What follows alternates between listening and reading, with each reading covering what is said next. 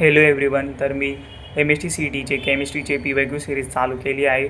तर 2024ची मी PYQ टाकणार आहे. तर पहिला चॅप्टर आहे आपला सॉलिड स्टेट. पहिले सॉलिड स्टेट चॅप्टरचे PYQ डिस्कस करू. त्याच्या पहिल्या अगोदर फॉर्म्युला डिस्कस करून घेऊ.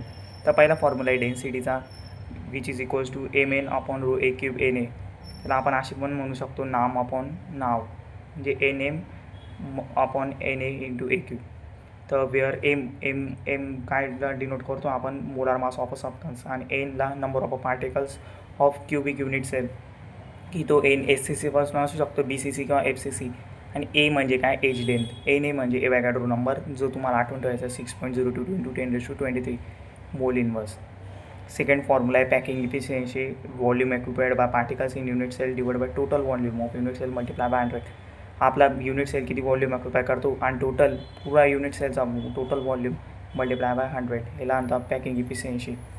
नंतर रिलेशनशिप बिटवीन आर आणि एज लेनचे रिलेशनशिप, फॉर्म्युलेचे सुद्धा आपल्याला आठवून ठेवायचे. एनचे फॉर्म्युलेज नाही आठवून राहिले, पण व्हॅल्यू तरी आपल्याला आठवून ठेवायचे. SCCC 0.50 आहे, BCCC 0.4330, FCC 0.3535, हे आठवून ठेवायचे. आणि नंतर रिलेशनशिप बिटवीन नेबरिंग डिस्टन्स आणि edge length of cubic unit cell, त्यांचे पण तुम्हाला फॉर्म्युला आठवून ठेवायचे. SCCचा A, BCCचा √3/2A आणि FCCचा A/√2. आणि नंतरचा फॉर्म्युला आहे volume of one particle in unit cell. SCCचा आहे, BCC FCCचा total volume occupied by particles in unit cell. आणि नंबर ऑफ ए, जनरली आपल्याला याच्यातनं 5th आणि 6thवरनं जास्त क्वेश्चन्स येतात 5th आणि MST-CETला. ते दोघी हे फॉर्म्युलाज तुम्हाला आठवून ठेवायचे. हे म्हणजे फॉर्म्युलाजवरनं व्हॅल्यू आलेली, ती व्हॅल्यूज आपल्याला आठवून ठेवायची राहते. A³ का असतो व्हॉल्यूम, मल्टिप्लाय बाय दिस SCCचा आपल्याला जर युनिट सेल कॅल्क्युलेट करायला लावला तर आपण ही व्हॅल्यूनी त्याला मल्टिप्लाय करू शकतो. नंतर आहे number of items in x gram of metal. 7th नंबरचा फॉर्म्युला आहे xn/ρ(a³), म्हणजे नंबर ऑफ आयटम्स एका म्हणजे x ग्राम म्हणजे एका ग्राममध्ये किती मेटलच्या नंबर ऑफ आयटम्स येतात, हा फॉर्म्युला असतो. Number of unit cell in x gram metal, हे 16 ग्रामचं युनिट समजून घ्या, 16 ग्रामचं मेटल आहे, त्याच्यात किती युनिट सेल येते कॅल्क्युलेट करायचा, हा फॉर्म्युला x/ρ(a³). नंतर number of unit cell of a metal volume upon a³, हा सुद्धा कामाचा फॉर्म्युला आहे. कन्व्हर्जन फॅक्टर आहे, मी तुम्हाला MST-CETचे PYQ सॉल्व करेन तेव्हा सांगून दे. टेट्राहेड्रल वॉइडचा फॉर्म्युला ट्वाईस n, ऑक्टाहेड्रल वॉइडचा n. तर एवढे सर्व फॉर्म्युले चाला. तर मग MST-CETचे PYQ ऑफ 2024 आपण आता डिस्कस करू. तर आपला फर्स्ट क्वेश्चन आहे MST-CETला 2024ला 16th मेच्या शिफ्ट आला होता. Calculate the number of unit cell in, बघा, gram metal 0.4 gram metal if the product of density and the volume of unit cell given आहे. तर बघा हे ऑप्शन्स आहे. चला तर मग या क्वेश्चनला आपण सॉल्व करू. तर मी त्या क्वेश्चनचे गिवन थिंग्स देऊन दिलं, म्हणजे x ग्राम आपल्याला 0.4 ग्राम दिलं होतं, आणि प्रोडक्ट ऑफ डेन्सिटी व्हॉल्यूमचा आपल्याला 1.2 ही व्हॅल्यू दिली होती. तर आपला number of unit cell in x gram metal हा आपला फॉर्म्युला x/2a³. आपल्याला आता याच्या व्हॅल्यू पुटअप करायचं आहे. इझिली फॉर्म्युला आठवून राहिला तर काम आहे. 1.2 × 10⁻22 आपल्याला व्हॅल्यू. जनरली आपण पॉईंट शिफ्टिंग करून घेऊ 4. जर आपण इथं पॉईंट शिफ्ट केला तर 10⁻, या साईडला पॉईंट शिफ्ट केला तर -1 होतं, आणि इथं पण शिफ्ट केला तर 12 होऊन जाईल. 10⁻, इथं जर शिफ्ट केला तर -1 येईल, -1 इथं ॲड होऊन जाईल, -23. ही पॉईंट शिफ्टिंग असते. ते 4/12 आपण असंच ठेवू. हा 10⁻1 ॲज इट इज वरती, आणि हा वर गेला तर पॉझिटिव्ह होऊन जाईल, 10⁻23. 10⁻23 आपण बघू 4/12. 4 1 जा 4, 3 जा. आता 1/3 ॲज इट इज 2, आणि इथं 10⁻2 का होऊन जाईल, 10⁻22 होऊन जाईल, -1 आणि 23 मायनस झालं तर आपला आन्सर काय, तर 20. तर रेसिप्रोकल 1/3, 3 0 जा 0, 10 होऊन गेला, 3 3 जा 9, म्हणजे 0.3 ना. आपण एक पॉईंट शिफ्ट करून दिला 3, तर इथं एक पॉईंट शिफ्ट केला तर मायनस होऊन जाईल 3. आपलं फायनल आन्सर आलं आहे. चला तर मग फायनल आन्सर राईट आहे की नाही आपण चेक करू. तर आपलं आन्सर काहीतरी 3 आलं होतं, म्हणजे सी आन्सर आलं होतं. बघू आन्सर राईट आहे का. Yes, this is right answer. चला तर मग नेक्स्ट क्वेश्चन सॉल्व करू. इथं आपल्याला एक क्वेश्चन असा दिलेला आहे, what is the total number of a particle in BCC cell, BCC structure. तर आपल्याला माहिती बीसीसी मध्ये total number of particles unit cell मध्ये किती असतात, 2 असतात. सी आपण आन्सर बघू, राईट आन्सर आहे. चला नेक्स्ट क्वेश्चन सॉल्व.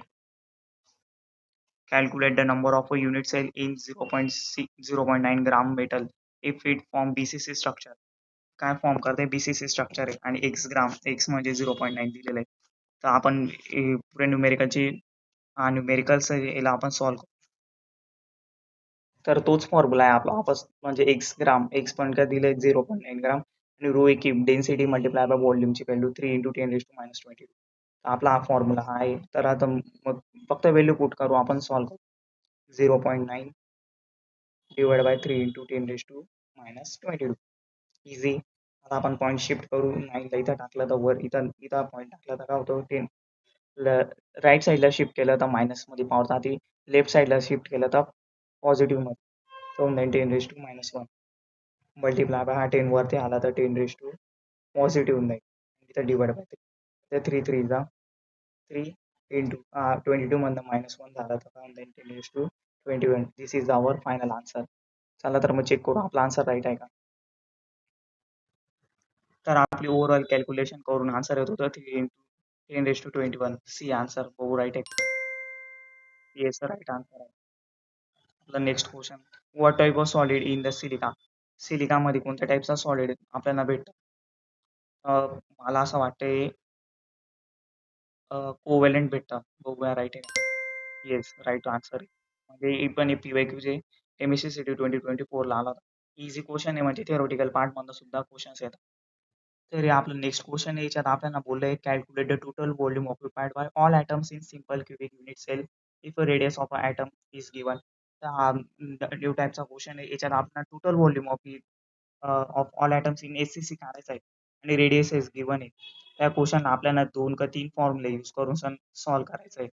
चला तर मग क्वेश्चनला मी कॉपी करतो गिवन थिंग्सला आणि सॉल्व्ह करतो. तर याच्यामध्ये आपला कोणता फॉर्म्युला यूज होईल, तर हा बघा, हा फॉर्म्युला यूज होईल. Total volume occupied by particles in unit cell. तर SCC तो फॉर्म्युला वेगळा आहे, पण त्या फॉर्म्युल्याची ओव्हरऑल कॅल्क्युलेशन केल्यानंतर आपला आन्सर, त्या फायनल आन्सर काय, तर 0.5237 AQ. तर आपल्याला इथं हा फॉर्म्युला यूज होईल, पण अगोदर आपल्याला अजून एक फॉर्म्युला यूज होईल, कारण की आपल्याला R गिवन दिलेलं आहे, पण आपल्याला फाइंड करायचा आहे, A पण फाइंड करायचा आहे. तर कोणता फॉर्म्युला यूज होईल मी तुम्हाला ते सांगतो. तर याच्यातनं रिलेशनशिप बिटवीन आर आणि ए, आपल्याला आर दिलेला आहे आणि ए काढायचा आहे, तर हा आपला हा फॉर्म्युला यूज होईल. A/2 R. आर आपल्याला गिवन आहे आणि A/2. तर कसा होईल कॅल्क्युलेशन्स मी सांगतो. आपला फर्स्ट फॉर्म्युला यूज काय, R = A/2 आणि सेकंड फॉर्म्युला यूज कोणता होईल, SCC. डायरेक्ट व्हॅल्यू म्हणजे फॉर्म्युलावरून आपले फायनल आन्सर काय, तर त्याचा 0.5237 AQ. म्हणजे आपल्याला पहिले ए काढायचं आहे, मग त्याला आपण क्यूब करून घेऊ.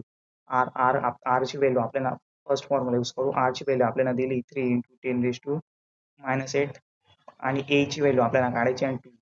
तर फॉर रिअरेंजमेंट करू आपण. ए इथं राहील, सॉरी, ए इकडे राहील. 3 2 जा 6 होऊन जाईल × 10⁻8. ही व्हॅल्यू आपल्याला भेटली. आता आपल्याला याचा एक क्यूब काढायचा आहे, तर देअरफॉर आपल्या इथं क्यूब लावून 6 चा क्यूब का असतो नाही माहिती, मला नाही माहिती. 6 × 6 × 6, 6 6 जा 18, 18 6 जा, सॉरी, 6 6 जा 36 × 6, 6 6 जा 36, 6 3 जा 18, 19 20 21, 216.